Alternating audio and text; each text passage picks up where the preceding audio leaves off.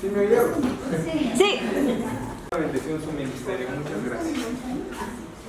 El texto al que vamos a ir, Lucas capítulo 9, para terminar el capítulo del verso 57 al verso 62. Y así ya casi llega el capítulo 10.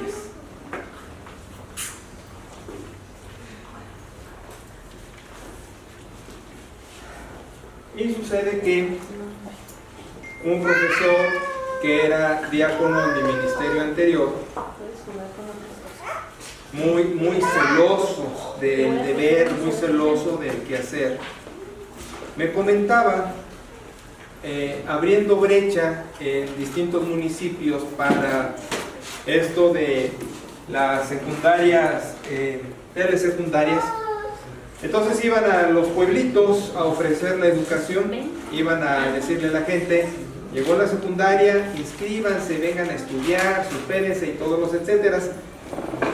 Y resulta que buscaban a la gente, que veían qué hacían, le decían: ven, te conviene la escuela, pero aparte de que te damos escuela, te vamos a dar el lonchecito, te vamos a dar este premiecito, cosas por el estilo. Y un supervisor de él le dijo algo que después me dijo a mí este muchacho. Bueno, este señor me debe de agradecer que lo muchaché. Saludos, Joel. Me dijo que le dijo su supervisor: profesor, no abarate la educación.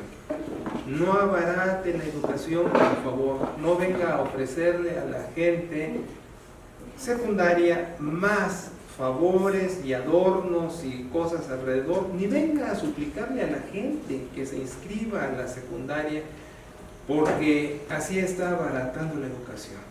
Oiga, pero es que es nuestro deber promocionar, que vengan, que sean parte de, que se cultiven, que se superen. Sí, profesor, pero si bajas el valor de lo que es la educación abaratándolo tanto, pues entonces ya desprestigiaste la educación en sí. Y él me lo compartía cuando a lo largo de los pastorados, etcétera, vivido en México, vivido en Jalapa, vivido en Zacapu, las iglesias tienen sus rachas, tienen sus momentos, la gente tiene como la Coca-Cola cuando la vacías y sube la espuma y luego se asienta.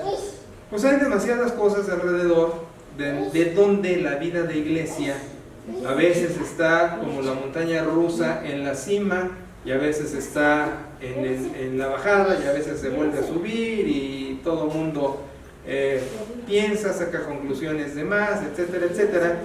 Y para ayudarme un poco a mí en esa carga de vamos iglesia y estarlos arreando, andarlos empujando, me dijo: pastor, haz lo que me dijeron con la educación, no abarates el cristianismo, no abarates el cristianismo, no andes tan atrás de la gente, ni le andes rogando, ni le andes presentando un montón de ofertas y te estés desviviendo, porque de hecho el cristianismo ya tiene su valor, y la gente que sabe valorarlo, valga las expresiones, que lo asume, que lo toma, pues ya está en otro momento.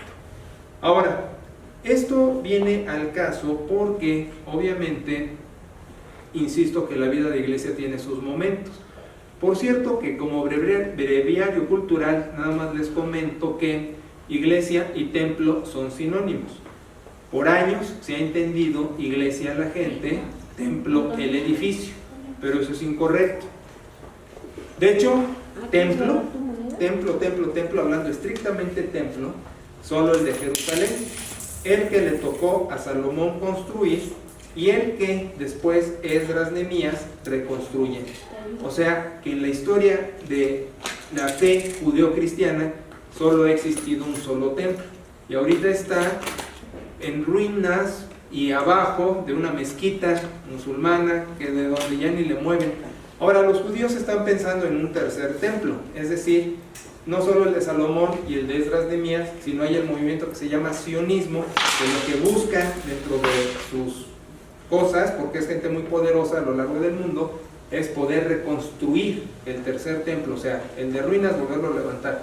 Pero yo no se lo recomiendo porque eso movería muchísimas olas. Bueno, Les digo que templo e iglesia son sinónimos. Los ladrillos, las instalaciones, puede llamarse casa de oración, puede llamarse lugar de reunión, puede llamarse edificio de servicio, no sé, pero lo correcto es que templo e iglesia son sinónimos. Iglesia quiere decir vengan a la reunión, es un llamado, es una convocatoria, y templo quiere decir la gente que está ahí reunida, no el edificio, no los ladrillos. De hecho, en el Nuevo Testamento nunca viene el término templo. El término que viene es el término que describe al lugar santísimo. Como en el Antiguo Testamento el templo ocupaba el lugar santísimo, donde el sumo sacerdote entraba una vez al año a ofrecer sacrificio en el Yom Kippur, en el día de la expiación. El lugar santísimo en el Nuevo Testamento ahora es los creyentes. Entonces ni siquiera viene templo en el Nuevo Testamento. Yo entiendo que en sus versiones en español pues ponen esas palabras, pero no es correcto. Es iglesia, el llamado a vengan a la reunión, y es lugar santísimo, las gentes, porque como en el templo de los judíos el Espíritu de Dios estaba en ese lugar santísimo, ahora el Espíritu de Dios está en los creyentes que hemos reconocido a Jesús como Salvador. Entonces tiene que quedar muy claro, iglesia y templo son sinónimos. Uno son los que los llamo y el otro es el grupo de gente, naos en griego, el grupo de gente donde mora el Espíritu Santo. O sea que cada que decimos vamos al templo es incorrecto, aunque es una manera de hablar, y ya son modos de hablar.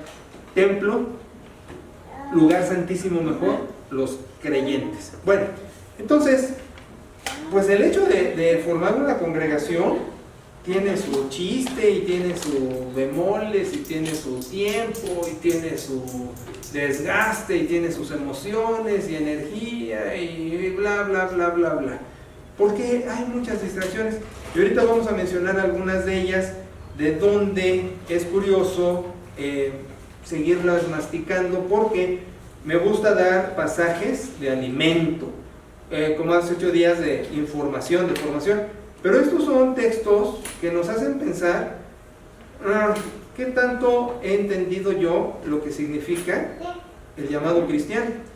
Porque debo también decirles que la iglesia también es un buen espacio de bluff. ¿Qué es bluff? De apariencia.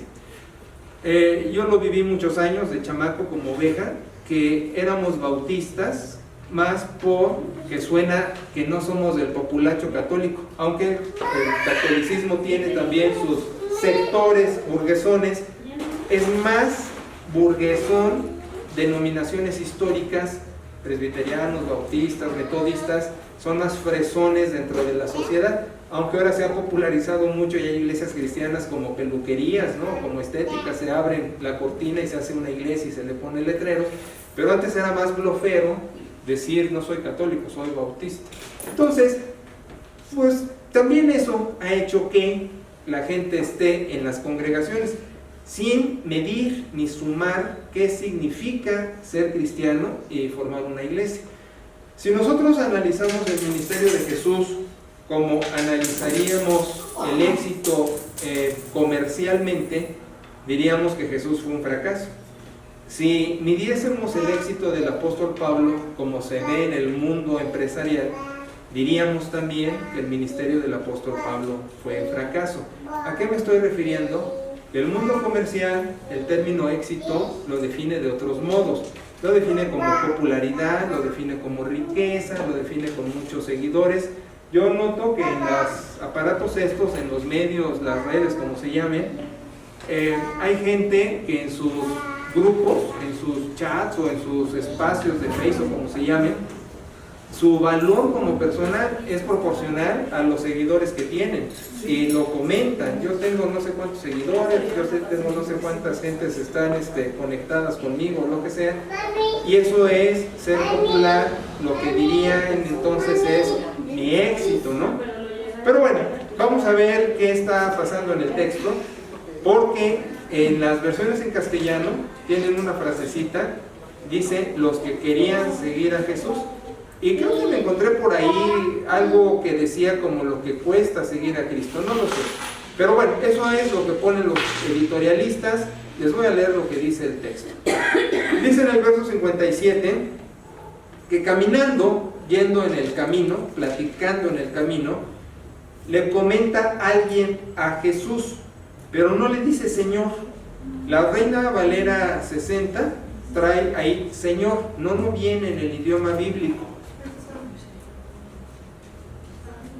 Bueno, fíjese, curiosamente dice lo que cuesta seguir a Jesús. Eso no es parte del texto, es parte de alguien que le puso ahí para ayudarlo. Cuando iba por el camino alguien le dijo, te seguiré, eso es correcto. No viene Señor, le dice, te seguiré donde quiera que vayas.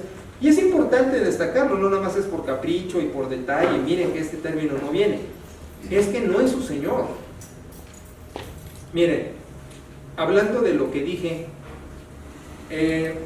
estando con Jesús no significa necesariamente que soy de Jesús.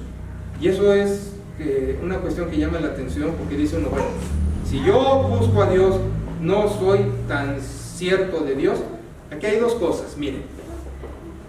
Cuando una persona le abre su corazón a Jesucristo para que entre a su vida, Jesús lo toma en serio y sí entra al corazón de la persona. Pero hay que ver la sinceridad de ese acto de fe. Muchas veces, invitando a las personas a que acepten a Jesús y se levantan las manos y pasan al frente, hice varias veces el experimento, lo hice en Jalapa y lo hice en Zacapu. Mandaba mi liderazgo con las personas que habían aceptado a Cristo, y la consigna era, pregunta qué entendieron o qué dijeron que hicieron. Y más de las veces decían, es que sintieron bonito, es que querían orar por una enfermedad, tienen un problema económico, es que quisieran acercarse a Dios. Pero eran contados los que decían, he aceptado a Jesucristo como mi Salvador y como mi Señor, y esas cosas. Entonces, es lo que digo, Dios sí está ofreciéndose, pero el receptor ha comprendido qué implica que Jesús es su Salvador, Señor, porque la moneda de la relación con Dios tiene dos caras. Una dice salvación, como la nuestra diría águila, y el otro lado dice sol, el otro lado dice Señor. Y entonces uno no puede pensar que es salvo si Jesús no es su Señor. ¿Qué lado tomo de la fe? Si tomo el lado cómodo, no he entendido lo que significa la relación personal con Dios. De hecho, un mártir de los años 40 del siglo pasado, un teólogo alemán, un luterano, mártir porque estaba confabulado para matar a Hitler. Fíjense la desesperación de esa situación. Él arma parte de la confabulación para matar a Hitler y lo apresan. Y entonces preso, escribe, y de por sí ya lo había hecho, pero tiene un libro que se llama El precio de la gracia. Y en ese libro, este señor dice, y eso fue a mediados del siglo pasado, dice, las iglesias hemos abaratado la gracia. Lo que dije al empezar de abaratar la educación, de que con tal de que la gente venga, de que sea parte de todo eso, uno ofrece tantas cosas benignas o no pone los puntos en las is con claridad para que la gente esté. Y él decía, se ha abaratado la gracia, es decir, la gente no ha estimado lo que significa que Jesucristo sea su Señor. Y toma la fe de muchos modos menos el que debe de ser. Y entonces empieza aquí que le dice, oye, te voy a seguir donde quiera que vayas. Pero tienen que entender que cuando le está diciendo seguir, le está diciendo, voy a ser tu discípulo. Este verbo griego significa dos cosas. Sí te sigo atrás de ti, pero te sigo atrás de ti porque estoy comiendo de tu personalidad para crecer en mi personalidad, en lo que tú eres. Voy a ser tu discípulo, soy tu aprendiz, soy tu alumno, soy tu niño que soy guiado. Todo eso significa esta expresión. pero no le dijo Señor. No le llama Señor. Oye, me gusta, diríamos hoy día, tienes buena onda, tienes buen verbo, me caes bien, eres carismático. Diríamos los jóvenes, me late tu onda, te voy a seguir, voy a ser tu discípulo. Y lo que Jesús le contesta, que aparentemente no entiende uno a la primera lectura que él está contestando, Jesús dice, los animales tienen sus madrigueras, tienen sus espacios. Yo no tengo dónde poner la cabeza. ¿Qué le dijo? ¿Qué entendió o qué debía haber entendido el que le dijo, te voy a seguir siendo tu discípulo?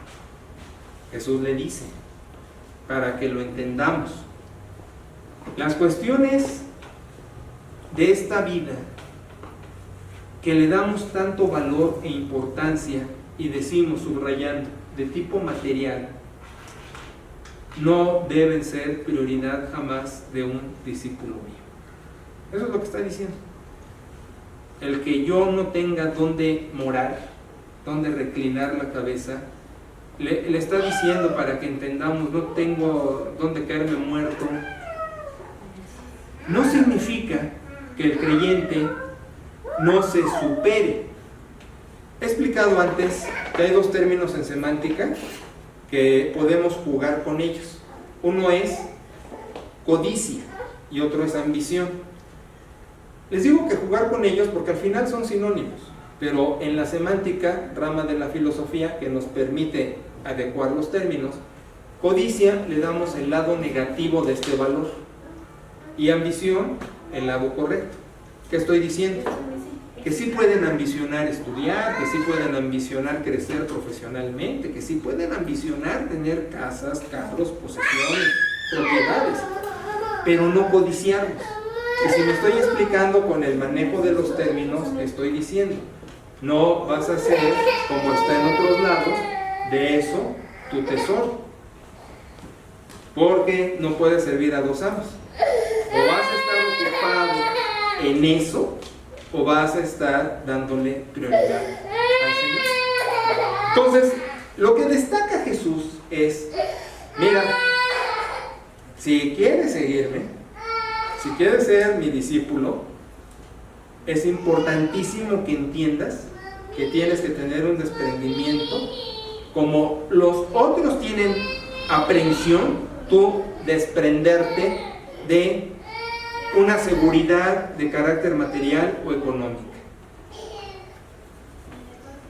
Suena fuera de lógica, porque uno dice, pues yo tengo que ocuparme en trabajar, si no trabajo no como. Es más, el apóstol Pablo dice en otro lugar, eso precisamente, el que no trabaja no come. Hay que entenderlo bien. La Escritura no está diciendo, sea un desobligado por ser espiritual, esa es otra situación. Lo que ataca el apóstol Pablo en Tesalonicenses es que decía la gente, como ya va a llegar Jesús, pues para qué trabajo, ya va a establecer su reino, para qué trabajo, me quedo así. Entonces el apóstol corrige, son los polos, corrige, oye, no, espérate, una cosa es ser conchudo y responsable y otra cosa es ser un cristiano aplicado. Podría venir Jesús hoy, podría venir esta tarde, pero tú no debes de ser desobligado de tus actividades, pero no al punto que sean una deidad para ti. Ese es el asunto. Ahora, aquí hay una oferta de fe para el que sigue a Jesús. Miren, hermanos, yo sé que tenemos una experiencia similar, pero a veces también es muy distinta.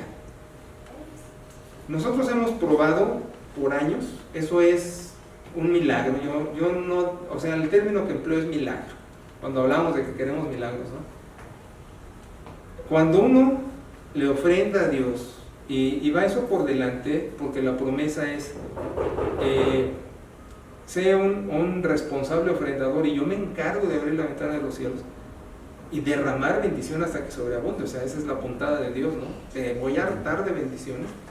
Nosotros nunca hemos dejado de ver la provisión de Dios de maneras extraordinarias, de donde uno dice, pensando, ¿cómo dejé Jalapa y fui a sacarles tan diferentes, tan dispares? Aunque luego Zacapu se puso superando a Jalapa en lo que habíamos conseguido en Jalapa. Pero de igual manera, cuando nos venimos de Zacapu, yo entiendo eso de liquidaciones y de dineros que dan. Nosotros no trajimos nada de Zacapu. Fueron 20 años allá. El contador con el que se llevaba Pera antes trabajando acá le dijo: es que tu papá puede sacar muchísimo dinero de esa iglesia. ¿Cuánto tesoro les dejó? Pues un montón. Pues puede sacarles todo, porque por 20 años de trabajo allí debieron de dar. No nos trajimos nada. Nada.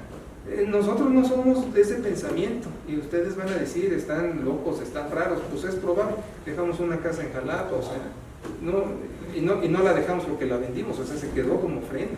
Y allá igual no sacamos nada de dinero. Bueno, nada más me traje la bicicleta del papá de esta niña porque me la prestó recién llegando allá, que por cierto los primeros días se sentía así como que raro. ¿Han visto los mandriles en el zoológico? Así me sentía en los primeros días. Ya después me acostumbré, me salió callo. Pero le dije a Absalón, oye, me voy a ir a Morelia. Siempre le dije, es tu bici. Él me decía, no, te la dejo. No, yo traigo prestada tu bici.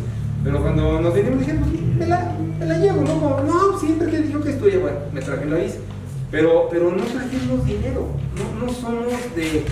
Igual piénsenlo, cuando digan, no, ¿sabes qué? Tu ministerio terminó, no crean, y vamos a hacer cuentas, no lo ponemos en un sobre de ofrenda. Nosotros no salimos sacando ventaja, no somos de ese estilo, nunca somos de ese estilo.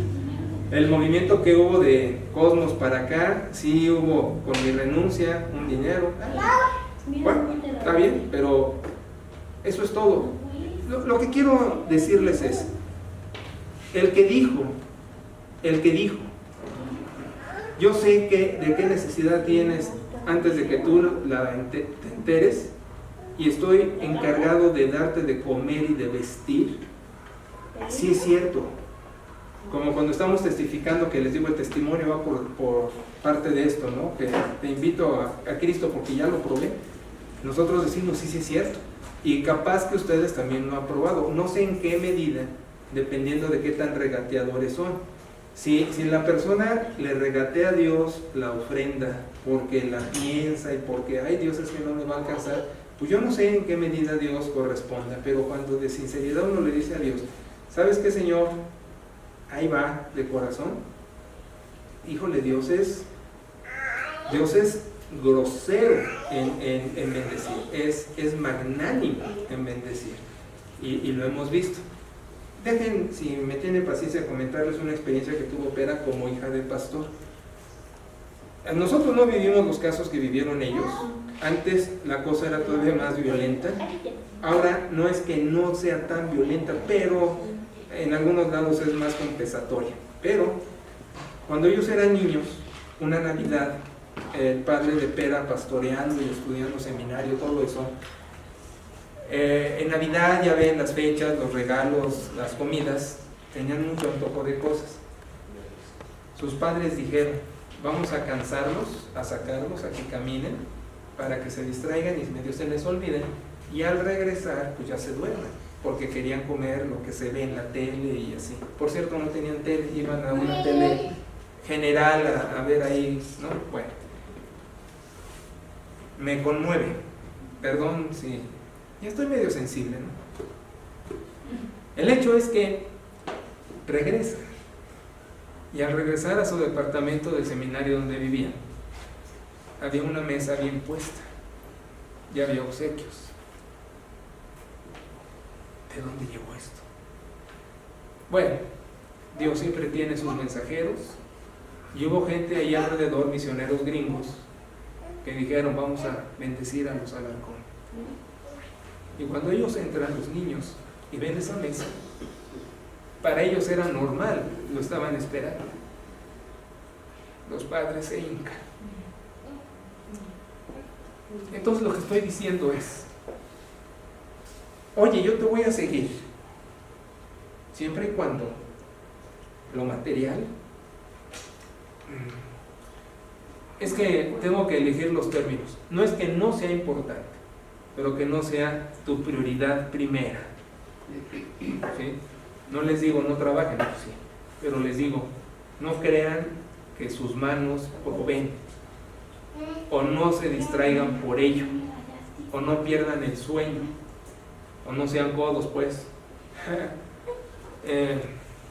A mí me gusta mucho que en nuestra congregación una de las cosas que estamos aprendiendo es hacer ofrendadores, y dentro de eso, que cuando nos toca el aseo, o venimos físicamente, que quizás no venimos, pero sí ofrendamos para ese fin, y la ofrenda para ese fin es pagarle a quien hace la limpieza. Y a mí me gusta, hermanos, que en mi iglesia no sea retobera. ¿Sí saben qué es retobar? Bueno, no sé si existe el término, pero mi madre lo empleaba conmigo. No retobes. Cuando ¿ustedes vieron los polivoces alguna vez? ¿Vieron al sargento Garrison que le decía al otro, ya cállese, ya me callé, ya no hable, ya no hablo? Eso es retobar, ¿no? Entonces, a mí me daría mucha pena que a quien le tocara en la lista, porque al estar todos, tarda la lista en regresar. Si somos pocos, pues es a cada rato, pero al estar todos, tarda la lista. Y ya tardando la lista, me daría mucha pena. Oye, ¿sabes qué? Te toca participar en el aseo. Y que alguien dijera, no, ¿cómo crees? Es muy caro, porque yo, bla, bla, bla, que sepa. O sea, todas las cosas que la gente dice. Hay un programa, creo, en la tele que dice lo que la gente cuenta, ¿no? Y alguna vez escuché a un tipo, y perdonen que no lo llame hermano, perdonen que le describa como tipo, que dijo, es que tiene rato, no es recién, no es moderno, es antiguo esto, que dijo el tipo, es que la iglesia es un sacadero de dinero. Me dio tanto asco su frase, porque hagan de cuenta que creí que era el diablo el que le estaba diciendo, sentí que hasta el azufrazo, ¿no? Dije, qué pena que lo vea así, porque, por ejemplo, pensando en su casa, en la casa de uno, ¿ustedes podrían decir que su casa es un sacadero de dinero? Cuando tienen que mantener la casa, comprar comida, pagar los servicios y todo, saben que es parte de mantener la casa. O sea, y expresar es un sacadero de dinero, entonces di, ¿para qué tuve hijos? ¿Para qué los estoy manteniendo? O sea, idolatra más lo material que lo humano. Si duele pagar en tu casa, entonces no amas a tus hijos, no amas a tu esposa. Si duele ser un sacadero de dinero en tu hogar, pues entonces tienes que darte cuenta que ni siquiera has formado un hogar, sino has formado una mini empresa donde lo que te importan son tus ganancias y no tu casa. Entonces, cuando se dice eso en la iglesia, estoy pensando igual. O sea, ¿no te das cuenta el deber de mantener la iglesia?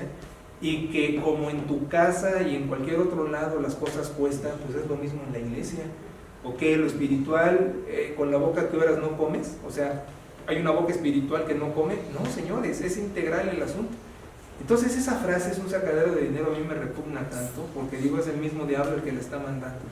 Y cuando a alguien se le pudiera decir, oye, te toca en la lista y retoba, me daría mucho dolor. Qué bueno que no sé eso, porque diría, bueno, y lo que podría gastar o invertir, yo prefiero llamar invertir para el aseo, que no lo tira, y ahí sí, no lo tira en otras cosas hasta más superfluas en su día a día.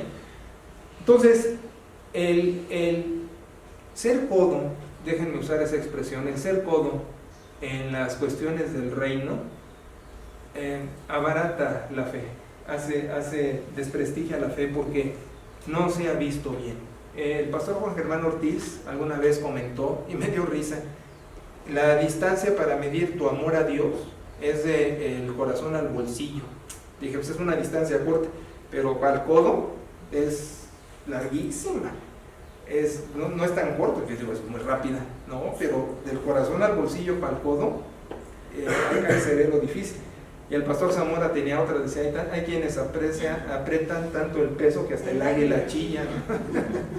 Bueno, cada quien puede sacar las expresiones que quiera, yo lo que estoy diciendo es lo que dice aquí. Te seguiré, voy a ser tu discípulo. Mira, no que no trabajes, no que no quieras progresar, pero eso no debe de ser jamás tu prioridad primera, permítanme las expresiones, porque lo primero sería seguirme.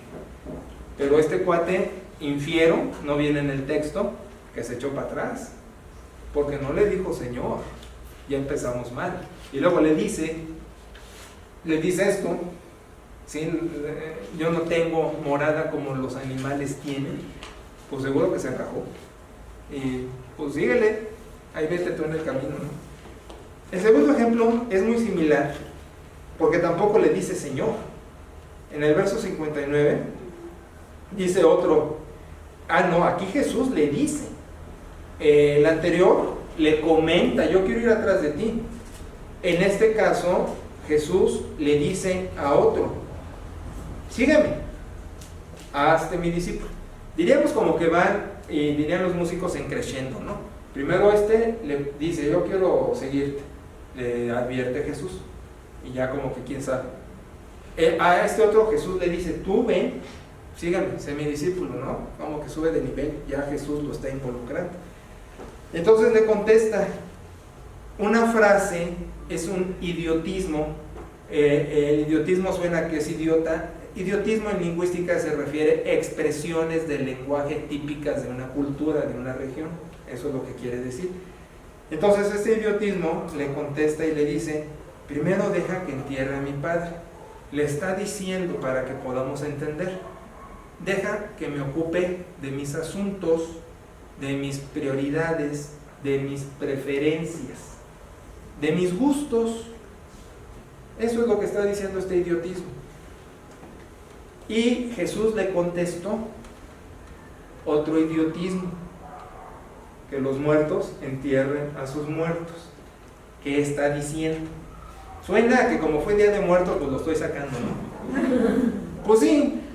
Por cierto, en 8 días, primero Dios, ya que Sara regrese de su viaje, vamos a tener un espacio, como esta anatóloga, va a hablar un poquito del manejo de las pérdidas en cuanto a esto, muertes, ¿sí? Y ya después rematamos con el mensaje, pero va a estar muy interesante. Bueno, entonces lo que contesta Cristo es, mira, los asuntos de los mortales, que se ocupen los mortales, entiéndanlo.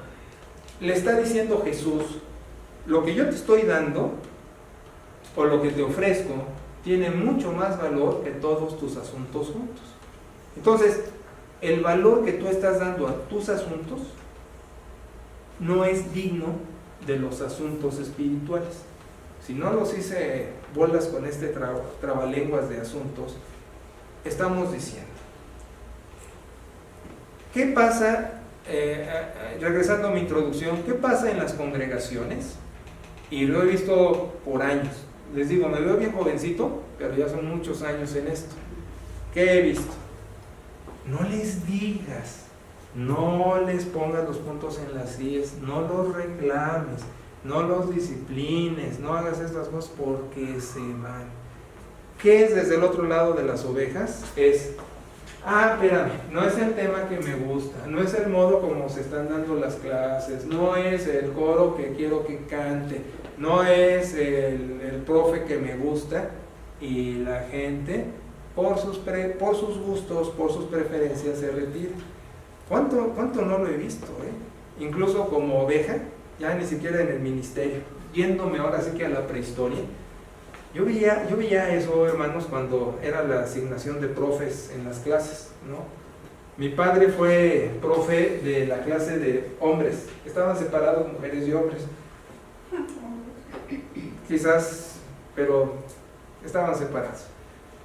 Y veía la clase de hombres, bueno, no edifica, ¿para qué se los menciono? Pero lo que sí notaba era esto, la gente. ¿Quién va a dar la clase? Fulano o mengano. Y no solo era esa, eran otras. Entonces no voy. O como me pasó en Jalapa, cuando llego a pastorear Jalapa, me dicen, pero lo primeritito que me dijeron, se me para el liderazgo. Aquí no se habla de diezmo. Uy, el primer sermón fue de diezmo, ¿te acuerdas? Y así dije, miren, voy a hablar de lo que me dijeron que no hablara. Y tengo que hacerlo por esto, por esto, por esto, por esto. Esto es un termómetro que me está diciendo que la iglesia tiene un discipulado terrible. y voy a decirles qué es este tema, ¿no? Y allí estuvimos hasta que Zacapu nos llamó Dios nos llamó para Zacapu, no me corrieron, no hubo bronca porque asimilaron. Entonces esto de las preferencias es como las preferencias sexuales, mejor ni les pregunto porque no me vayan a espantar, pero ¿qué clase van a dar? ¿Quién lo va a dar? ¿Qué es el que va a cantar? ¿Qué esto? Es no someterse a un señorío y a una dirección. ¿Me estoy explicando? Todo lo que contesta Jesús es: mira, viejo, tus asuntos, pues que se ocupen de esos asuntos los que manejan sus asuntos. Que los muertos entierren a sus muertos. Porque entiendo que de esto hay muchas interpretaciones y que los muertos espirituales entierran a los muertos físicos y no sé qué tantas sandeces han dicho sobre este texto, pero lo que está diciendo Jesús es eso, porque el tipo lo que le dijo en ese idiotismo fue: deja que me ocupe de mis gustos, de mis asuntos. ¿Cómo te voy a seguir? Me pones un predicador muy feo. ¿Cómo te voy a seguir? Pones una clase que no me gusta, porque a mí me gusta con palitos, con noditos, no me gusta que me comprometan. ¿Por qué me obligas, Señor, a seguirte? Y vean la diferencia. El anterior le dijo: te voy a seguir. Aquí Jesús le dijo: tú sígueme. Y es donde se atora. Mis gustos me estorban, mis preferencias, mi voluntad, mi carácter, mi temperamento, todo lo que quiera ponerle alrededor, ¿no? Pero lo que contesta Jesús es: viejo, eso pertenece a gente que no tiene el espíritu. Porque en la sociedad así se maneja ahora. Ya parece que en mis tiempos de estudiante íbamos a decir que parábamos las clases porque no nos gustaban los maestros o el director. Ahora es lo que pasa, que los normalistas que no quieren, que quién sabe qué, porque no les gustó su directivo. Yo digo, pues más a mi favor, vamos de mal en peor y de peor en terrible. La gente no está disciplinada, no está, déjenme usar el término, suena muy brusco, no está domesticada. Y así, ¿qué sociedad es? Pues una barbaridad. Una barbaridad. ¿Cuándo los patos le han tirado a las escopetas? Pues cuando se malentiende democracia. Porque en toda organización hay jerarquías, en toda organización debe haber dirección, en toda organización debe haber liderazgo. A mí me apena mucho los pobres modelos de liderazgo de mucha gente que protagoniza. Ay, no puede ser posible. La organización requiere dirección. Y el que no quiera estar en esa dirección, pues le va a decir: deja que primero entienda a mi padre, deja que me ocupe de mis asuntos, de mis gustos, de mis preferencias. ¿No? Los muertos a los muertos. ¿Se dan cuenta? Entonces, ¿ven cómo no es tan fácil ser iglesia? ¿Cómo no es tan fácil seguir al Señor? Y todavía de pilón le dice: tú ve y anuncia el reino. Déjenme decirles esto, aludiendo a que estamos en un movimiento de testimonio y de evangelismo. Como si Jesús dijera hoy: quiero que tú me sigas. Y le contesto: no, porque no me gusta testificar.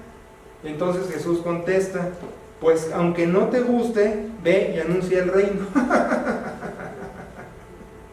¿Sí me expliqué la ironía de este asunto? El primer caso, un sujeto le dice: te seguiré. Y Jesús le dice: pues valora, viejo, porque no ponemos como primero lo material. Al otro le dice: quiero que tú me sigas, pero estoy muy ocupado en mis preferencias. Deja tus preferencias y anuncia el reino. No quiero ir porque me obligan a testificar. ¿Y qué le digo al Señor con esto de que anuncie el reino? Pero noten, tampoco le dijo Señor. ¿Y está bien en esa versión? Ahí tienen que omitir Señor. Tampoco viene en el manuscrito de los más viejos. Tampoco es su Señor. Entonces, ¿qué diríamos? ¿Cómo está formando esta iglesia si estos hubieran estado allí? Pues uno, que lo material le roba cámara. ¿Qué diría? no voy a la reunión porque trabajo para ganar money. El otro diría, no, pues Señor, me estás obligando a hacer cosas que no quiero. Y todavía Jesús le dice, pues quiero que anuncies el reino. No, pues menos. Fíjense, dentro de esto hay mucha gente que ha escrito, ¿no? Y algunos han dicho, hay gente que consume y hay gente que produce. La gente que consume desgasta mucho. La gente que produce avienta mucho. Si me estoy explicando, es como si estuviéramos jalando una carreta. La gente que consume va adentro de la carreta. La gente que produce va empujando la carreta. Se dice de Kennedy, presidente importantísimo gringo de los 60s, fundamental, que uno de sus discursos sublimes, aparte de varios, fue que en su toma de posesión una de las frases fue: no te preguntes qué puede hacer tu patria por ti, pregúntate qué puedes hacer tú por tu nación. Y bueno, fue muy aplaudido. Ahora imagínense Jesús diciendo, ¿no? Ya no consumas, has consumido por años, produce, y no en base a tus preferencias o tus gustos. A mí me gusta de la iglesia el ministerio de adoración y el de hermandad. Pero crecimiento que tengo que transformar, en el de servicio que tengo que entrarle y en el de testimonio que tengo que compartir. No, Señor. Entonces dice Jesús, no es por ahí. Son todas las funciones de la iglesia que deben de ir en la vida del creyente. Y de remate, ¿no? Casi puedo pensar que no quería testificar y por eso le dicen, pues ve y anuncia el reino, ¿no? Como a mí me dijeron en Jalapa, no hables de diezmo, pues hablo de diezmo. No quiero testificar, pues ahora vas y anuncias el reino. Bueno, y el otro ejemplo, sí le dice Señor. Curiosamente, es la primera vez que en todo el pasaje viene el término Señor. Le dice, te seguiré, Señor. Voy a hacerme tu discípulo. Pero deja que me despida primero de mi familia. Jesús le contesta, la familia.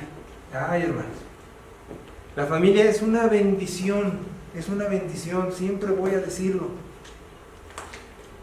Pero a la vez que es una bendición, es una maldición. Miren, hace 8 días les predicaba de esto de las fiestas de estos días, ¿no? Yo les comenté, yo no he ido a la tumba de mi madre desde que murió.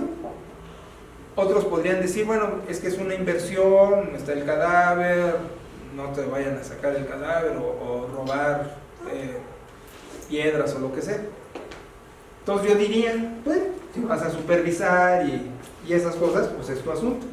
Pero hacerlo el día 2, tiene que ser el día 2, pregúntome, siguiendo la inercia de la sociedad de que es el día de las calacas. No se me hace inteligente, ya ve que a mí me gusta preguntarme todo, ¿no? ¿Y por qué? ¿Y por qué? ¿Y por qué? ¿Y por qué?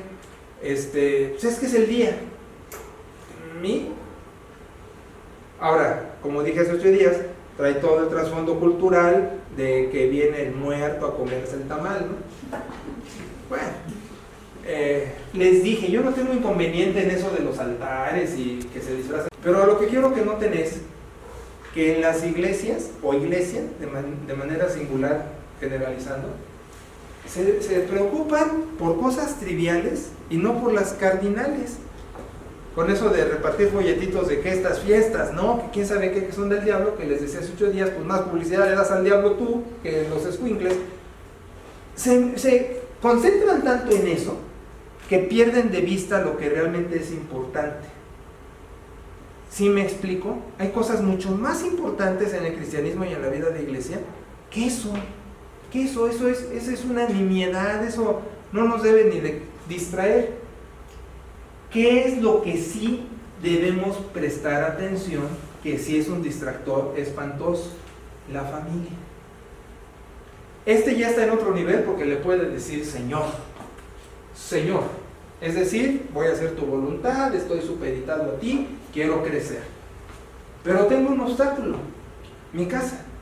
Tienen que entender que eso de despedirme de la familia no es decir, adiós, ya me voy a seguir a Jesús, sino es, pues es que pues, tengo hijos que mantener, tengo esposa que cuidar, tengo que atenderlos, que es la fiesta y que vienen y que ni modo que no esté con ellos, todas esas cosas, ¿no?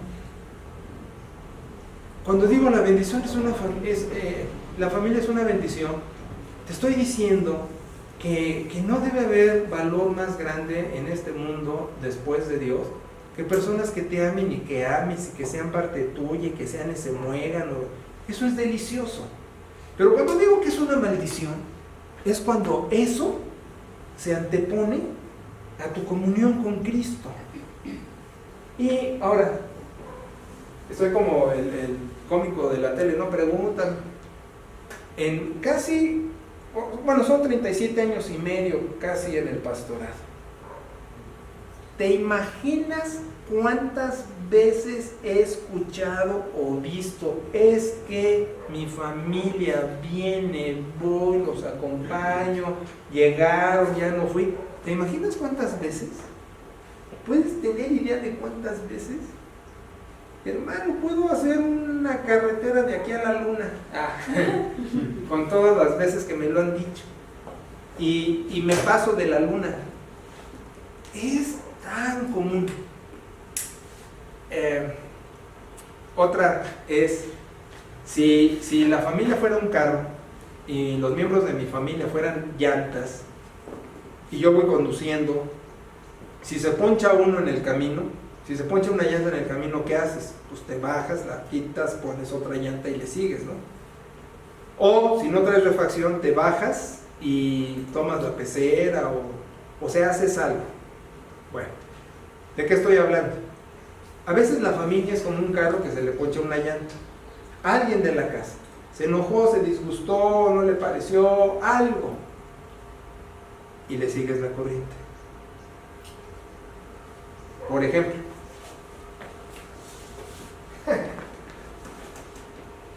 alguna vez en una casa de cuyo nombre no quiero acordar, pero era la mía cuando éramos escuincles, algo pasa en la casa con pastora. Quizás fue Zamora, quizás fue Dina. Y entonces se empiezan a solidarizar. Es que no me gustó qué dijo o qué hizo este modo de ser. Y entonces otro hicieron eco. Fíjate, no me gusta parar el cuello porque no tengo que presumir, pero de esas veces que me llegó la inspiración, yo dije, ¿por qué le voy a hacer caso a estos? Yo sigo. ¿Me explico? Y eso que yo era el paganón. O quizás por eso, para llevarles la contra, ¿no? ¿Por qué les voy a hacer caso a estos? Yo sigo. Y en las familias, que son una bendición y a veces una maldición, no, es que no me gusta, ¿qué está pasando? Entonces me solidarizo. No, espérate, la disciplina es estar siguiendo lo que implica el discipulado, etcétera, etcétera, ¿no? Y seguirme. Entiéndeme, no solo es que te distraiga de que llegó a la comida, sino la emoción, la actitud, el contagio. La carta a los hebreos dice, cuidado de que brote raíz de amargura y que contamine. Es doloroso, no es fácil. Los alpinistas cuando van trepando la montaña, van atados. ¿Les ha tocado ver en películas? Yo no he sabido en la vida real, aunque dicen luego que son anécdotas de vida real, pero debe ser terrible, que uno se atoró o se hipotermizó, si se dice así, o se le congelaron, se dice pies, no voy a decir patas para que suene crudo, ¿no? Se le congelaron las extremidades o lo que sea, y hay 5 o 3 más atados que están subiendo, bajando, lo que sea, y cortar el mecate, bueno, no es mecate, son cables especiales, pero cortarle el hilo, te quedas viejo, porque si me amarro, si sigo amarrado, ¿qué va a pasar? Me muero yo y se muere este, y se muere este, y se muere este, ¿no? Esas películas de héroes, ¿no? Que se queda, el que la hace de Tambo o Rambo, Sylvester Stallone, ¿no? Se queda colgado en el hilo y tiene que ser el héroe de la película y hasta él mismo lo corta, ¿no?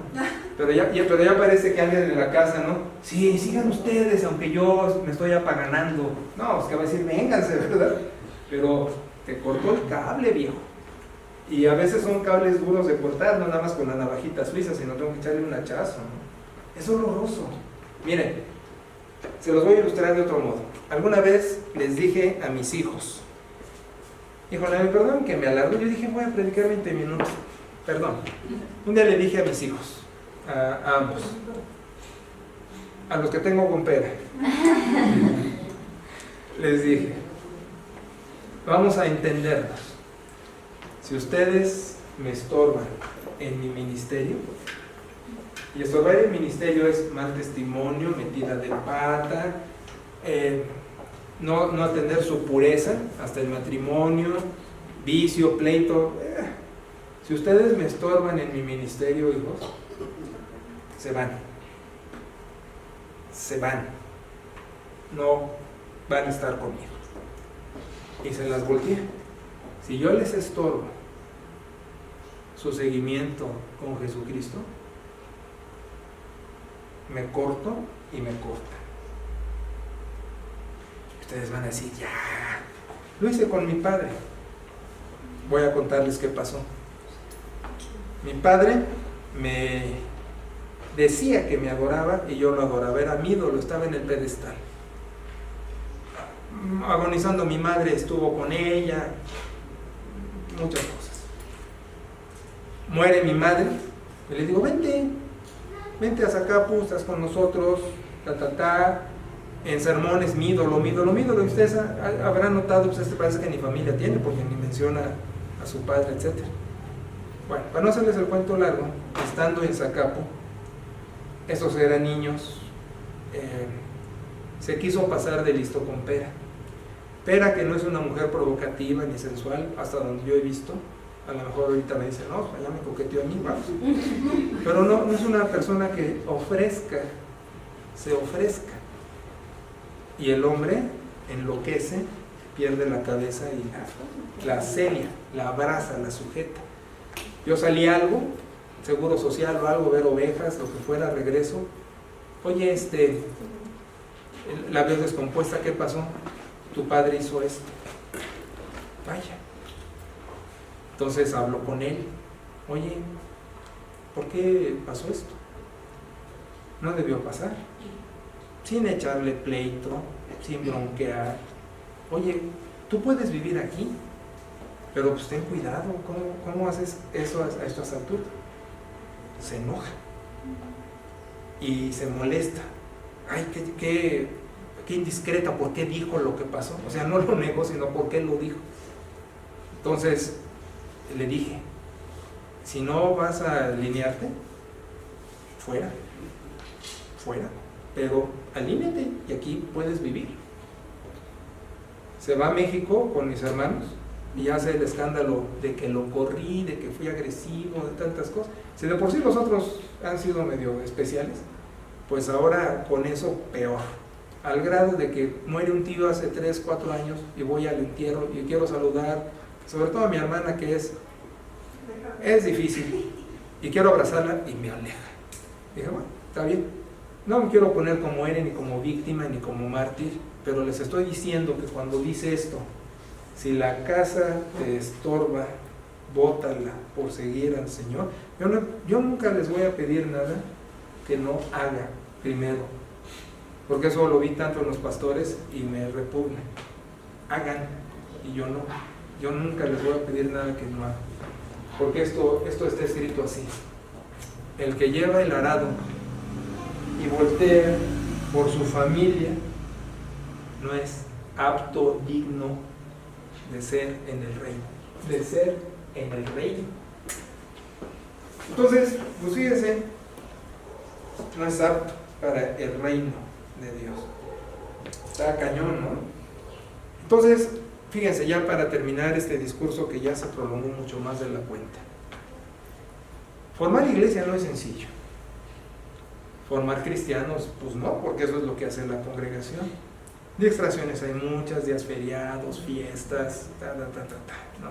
Esquivar el compromiso, ponerla cómodo, sigo la inercia de facilidad y todos los etcéteras. Pero cuando Jesús se planta y te dice, sígueme, pues ¿qué haces? ¿Qué haces? Te puedes negar. ¿Cuántos no lo han hecho, no? Fíjate, yo no fui de ofrecido. Yo no le dije, ay, yo te quiero seguir. No. De hecho, era al revés. Cuernos. Pero creo que hubo esa llamada, ¿no? Y bueno, tú examínalo. Porque a lo mejor si tú dices, yo te quiero seguir, a lo mejor, está el blofecito, ¿no? De algo. Pero si sientes que fue llamada, si sientes que fue, ven conmigo para, pues ya estás en otro nivel. Se llama salvación, se llama señorío.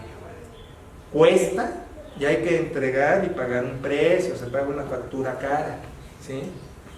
No tengo familia, no tengo en qué caerme muerto, pero igual no para ser víctima, sino de que no es fácil, pero hay que hacerlo. Ahora, termino esto con esta ilustración. Yo creo que va a decirte más que 1000 palabras y a lo mejor dices, ¿por qué no la dijiste al principio y era suficiente?